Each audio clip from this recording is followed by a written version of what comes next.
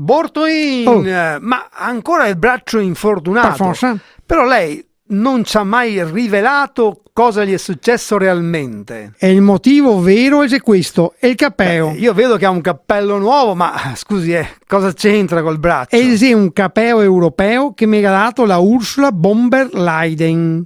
Ancora, si dice von der Leyen. Ma io pronuncio giusto, te si ti che te sbagli.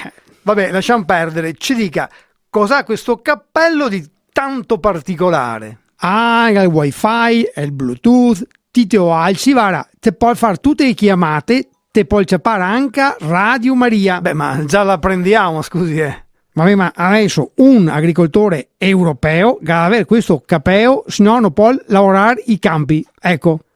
Ma non bastavano le misure dell'Unione Europea sulle zucchine, la circonferenza delle ciliegie? No, che vuole anche il cappello e bisogna essere iscritti all'esercito europeo. Va bene? E lei poi si è iscritto? Mi si è, e non è che mi sono fatto male, perché il sergente mi ha detto attento al cavallo di Frisia. E mi ha detto dove c'è sto cavallo di Frisia? E su quello che guardavo mi sono ingambarà, sono finito sul reticoeato, un disastro mi sono fatto mai scapussare. Ecco allora come si è fatto male. Per forza, così è stata. Beh, ma senta, ma lei cosa pensa di questa iniziativa del riarmo europeo? Io perché mi dovevo cambiare il trattore e mi ha dato un carro armato.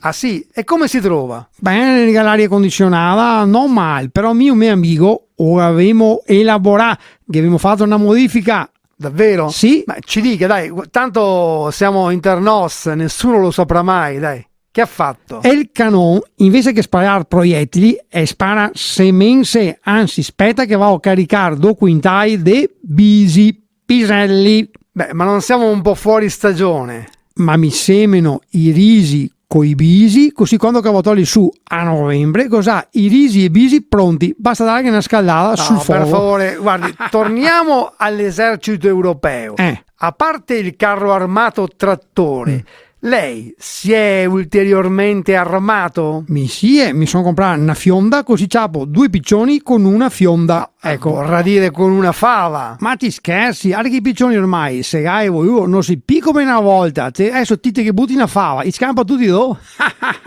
Altro che.